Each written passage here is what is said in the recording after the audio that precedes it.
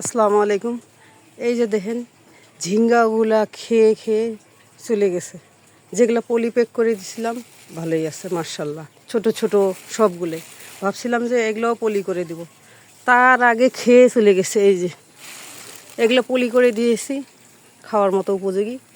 এগুলো আগামীকালকে কাটবো। এখন আজকে এগুলো সব পলি করে দিতেছি। কাঠ বিড়ালি সব খেয়ে চলে গেছে। আফিয়া যাও ওই জায়গায় বেঁধে দাও। ওই যে এখন যে কয়টা আছে বেঁধে দিব। আপনারাও এইভাবে পলি প্যাক করে বেঁধে দিবেন, তাহলে ইনশাল্লাহ ভালো থাকবে। এভাবে দিয়ে একটা পলি বা শপিং ব্যাগ ভিতর দিয়ে ঢুকায়ে এভাবে বেঁধে দিবেন। আফিয়া বেঁধে দিতেছে।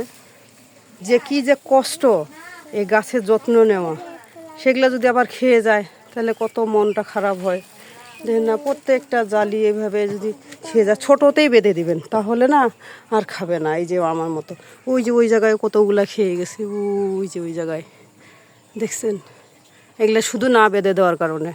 বেঁধে দিবেন, সুন্দর ভালো থাকবে মার্শাল্লাহ। কাঠবিড়ালিও খেতে পারবে না, পোকাও খেতে পারবে না।